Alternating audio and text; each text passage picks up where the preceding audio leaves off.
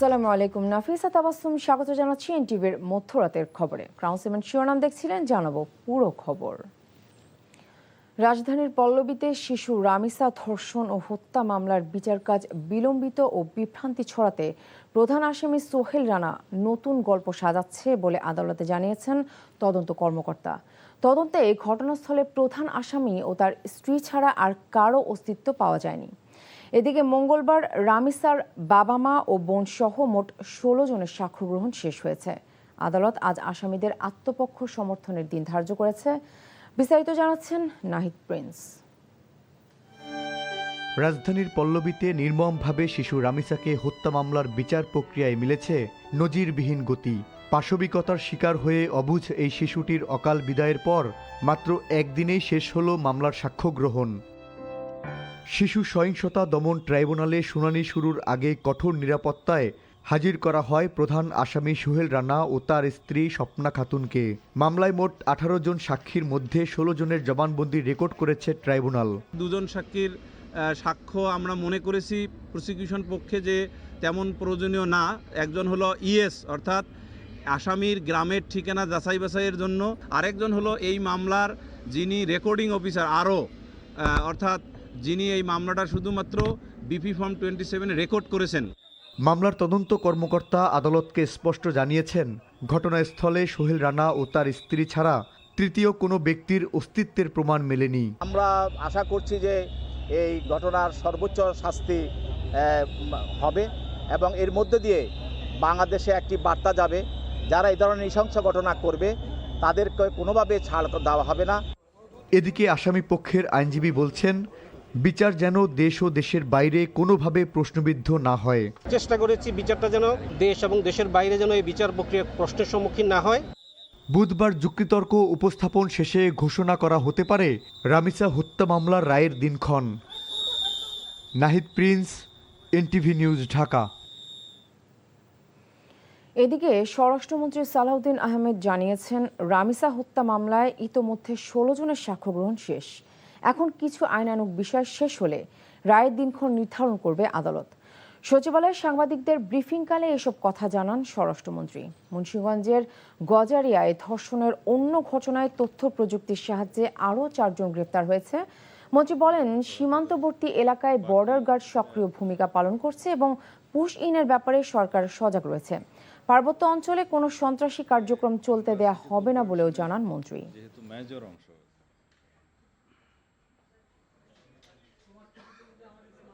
প্রযুক্তিটা আমরা ব্যবহার করে সফলতা পাব। যেহেতু সবার প্রত্যাশা যে একটু সংক্ষিপ্ত সময়ের মধ্যে বিচার কার্যটা শেষ হোক, আমরা সেটা করার ব্যবস্থা করছি। রায় কী হবে, কখন হবে ইত্যাদি এগুলো আদালতের বিষয়। জঙ্গল সলিমপুরে যারা অধিবাসী আছে তারা যে কোনো কারণেই হোক সরকারি খাস জায়গায় বসতি স্থাপন করেছে দীর্ঘদিন যাবৎ, আমরা কাউকে উচ্ছেদ করব না। তবে ওখানে সন্ত্রাসীদের কোনো আস্তানা আমরা রাখবো না, এটা নির্মূল করা হবে। সেজন্য একটু সময়ের দরকার। আমাদের কিছু কৌশল আছে, সেগুলো সব এখানে বলে ফেলা ঠিক হবে না। অপরাধীদের বিচারের আওতায় আনা সরকারের দায়িত্ব। সেই দায়িত্ব পালন করতে না পারলে ক্ষমতায় থাকার যৌক্তিকতা নেই বলে মন্তব্য করেছেন বিরোধী দলীয় নেতা ও জামাতে আমির ডক্টর শফিকুর রহমান। মঙ্গলবার সিলেটের বাদাঘাট এলাকায় নৃশংসতায় নিহত শিশু ফাহিমার পরিবারের সদস্যদের সাথে সাক্ষাৎ শেষে এসব কথা বলেন তিনি। দাবি তোলেন, রামিসার মতো ফাহিমা হত্যাকাণ্ডের বিচারও দ্রুত সম্পন্ন করার। এ সময় তিনি বলেন, সরকারের কর্মকাণ্ড নিয়ে কোনো মন্তব্য নেই, তবে মানুষের প্রত্যাশা অনুযায়ী দেশ ভালোভাবে চলছে না। রাতের আঁধারে তেলের দাম বাড়ানো হয়েছে দাবি করে তিনি বলেন, ১ মাসের ব্যবধানে জ্বালানি তেলের দাম বাড়ানো জনগণের ওপর এক ধরনের জুলুম।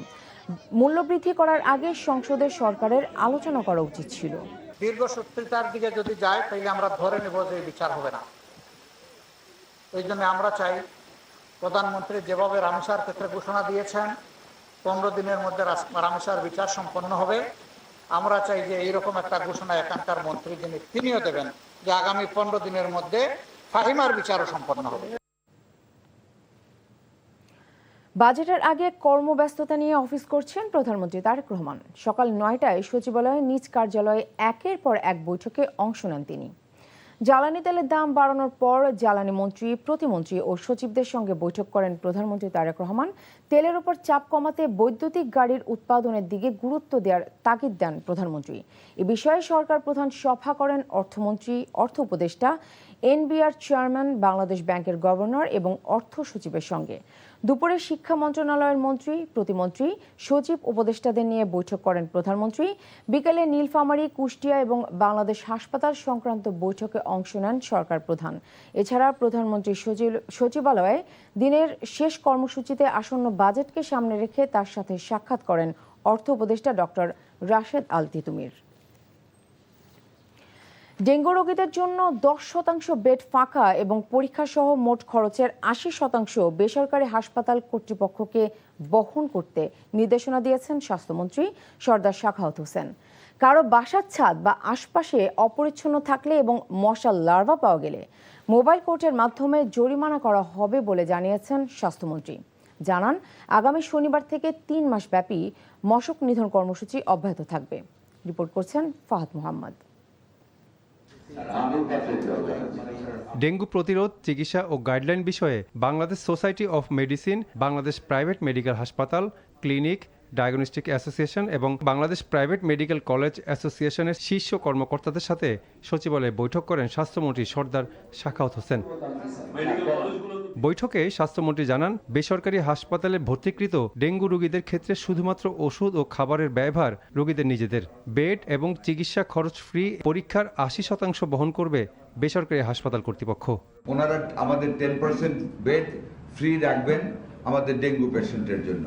সেইখানে ডাক্তারদের চার্জ নেবেন না, শুধু ওষুধের টাকা এবং খাবার টাকা রোগী ম্যানেজ করবে। আর investigation 80% free for all the dengue patients irrespective of rich or poor. Dengue প্রতিরোধে এখন থেকে বাড়ি বাড়ি গিয়ে মোবাইল কোর্ট পরিচালনা করা হবে জানিয়ে স্বাস্থ্যমন্ত্রী বলেন, কারো বাসার ছাদ বা আশেপাশে অপরিচ্ছন্ন থাকলে এবং মশার লার্ভা পাওয়া গেলে মোবাইল কোর্টের মাধ্যমে তাদের জরিমানা করা হবে।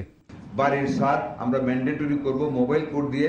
প্রত্যেকটা সন্দেহজনক বাড়িতে যেগুলির ছাদে ওই টব আছে এগুলিকে চেক করার জন্য, যদি না দেয় আমরা মোবাইল কোর্ট করে জরিমানার ব্যবস্থা করব। মানে এক্সট্রিম ওয়ার্ক আমরা শুরু করতে যাচ্ছি all over the country to have the cleanliness, যাতে করে মশার প্রজনন বৃদ্ধি না পায়। জলে ও স্থলে সর্বত্র ওষুধ স্প্রে করার পাশাপাশি পানিতে লার্ভানাশক ট্যাবলেট দেওয়া হবে বলে জানান স্বাস্থ্যমন্ত্রী। বলেন, আগামী শনিবার থেকে 3 মাস ব্যাপী মশক নিধন কর্মসূচি অব্যাহত থাকবে। Fahad Mohammad, NTV news, Dhaka.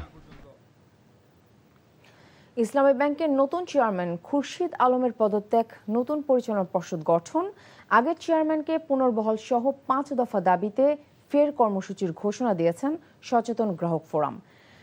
সকাল 11টায় বিক্ষোভ কর্মসূচির এই ঘোষণা দেন আন্দোলনকারীরা। এর আগে টানা 6 ঘন্টা মতিঝিলে ইসলামী ব্যাংকের প্রধান কার্যালয়ের সামনে বিক্ষোভ করেন সচেতন গ্রাহক ফোরামের সদস্যরা। তাদের দাবি, অর্থ পাচারকারী এস আলমের হাতে আবারও ইসলামী ব্যাংক তুলে দেওয়ার ষড়যন্ত্র হচ্ছে।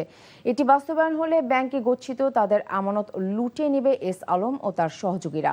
দাবি আদায় না হওয়া পর্যন্ত আন্দোলন অব্যাহত রাখার হুঁশিয়ারি দেন তারা। সম্মানিত ভাইরা,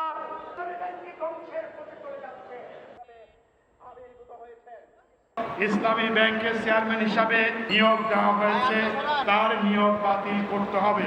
ব্যাংক লুটেরা, ব্যাংক ডাকাত সকলের আইনের আওতায় আনতে হবে। তাদের জন্য বিশেষ ট্রাইব্যুনাল গঠন করতে হবে, বিচারের আওতায় নিয়ে আসতে হবে, তাদেরকে উপযুক্ত শাস্তির আওতায় নিয়ে আসতে হবে।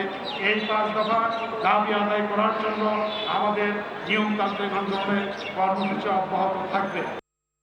দেশের সুবিধা বঞ্চিত নিম্ন আয়ের মানুষের ভাগ্য উন্নয়ন এবং সামষ্টিক অর্থনৈতিক উন্নয়নকে প্রাধান্য দিয়ে আগামী 2026-27 অর্থ বছরের বাজেট প্রণয়ন করা হবে, এমন কথা জানিয়েছেন অর্থমন্ত্রী আমির খসরু মাহমুদ চৌধুরী। মঙ্গলবার রাজধানীর পল্টন টাওয়ারে অর্থনৈতিক বিষয়ক সাংবাদিকদের সংগঠন ইআরএফ আয়োজিত বাজেট সেমিনারে তিনি এ কথা বলেন।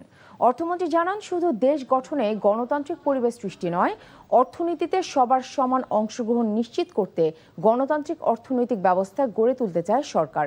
নতুন কর্মসংস্থান সৃষ্টি ও ব্যবসা বাণিজ্য শুরুর পথে নিবন্ধনজনিত সকল বাধা দূর করতে সরকার কাজ করছে বলেও জানান অর্থমন্ত্রী।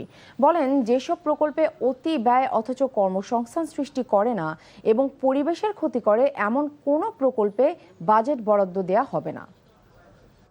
ব্যক্তি খাতের মাধ্যমে দেশের উন্নয়ন, ইকোনমিকে ড্রাইভ করে কিন্তু প্রাইভেট সেক্টর। সরকার তো ইকোনমি করে না, সরকার ফ্যাসিলিটেট করে। যত বেশি বাধাগ্রস্ত করা যায় ব্যবসা বাণিজ্য অ্যাক্টিভিটিসে, এটাই মনে হয় নিয়ন্ত্রণটা হচ্ছে সরকার। আমরা সেখান থেকে বেরিয়ে আসতে চাই। এক কথায় বলছি, আমি যত পারমিশন যতগুলো আছে সবগুলো টাইম ফ্রেমের মধ্যে সিদ্ধান্ত দিতে হবে। This is our decision. শহীদ প্রেসিডেন্ট জিয়াউর রহমানের ৪৫তম শাহাদাত বার্ষিকী উপলক্ষে মাদ্রাসা শিক্ষার্থীদের মাঝে পাঞ্জাবি বিতরণ ও বৃক্ষরোপণ কর্মসূচি পালন করেছে নারায়ণগঞ্জ জেলা স্বেচ্ছাসেবক দল। একই সাথে শহীদ প্রেসিডেন্ট জিয়াউর রহমানের জীবনীর উপর আলোচনা সভা ও তার আত্মার মাগফিরাত কামনা করে দোয়া মোনাজাত অনুষ্ঠিত হয়। এতে জেলা বিএনপির আহ্বায়ক ও জেলা পরিষদ প্রশাসক অধ্যাপক মামুন মাহমুদ, যুগ্ম আহ্বায়ক মাসুকুল ইসলাম রাজীব, জেলা স্বেচ্ছাসেবক দলের যুগ্ম আহ্বায়ক নাজমুল হাসান বাবু, সদস্য সচিব সালাউদ্দিন সালু উপস্থিত ছিলেন। পরে মাদ্রাসার শতাধিক শিক্ষার্থীদের মাঝে পাঞ্জাবি বিতরণ এবং বৃক্ষরোপণ করা হয়। এই ছিল মধ্যরাতের খবরে। এই খবরের ভিডিও শো আপডেট জানতে ভিজিট করুন এনটিভি অনলাইন www.ntv.com। এছাড়াও এনটিভির জনপ্রিয় সব অনুষ্ঠান ও খবরের আপডেট জানতে ভিজিট করুন আমাদের ইউটিউব ও ভেরিফাইড ফেসবুক পেজ। ধন্যবাদ সবাইকে।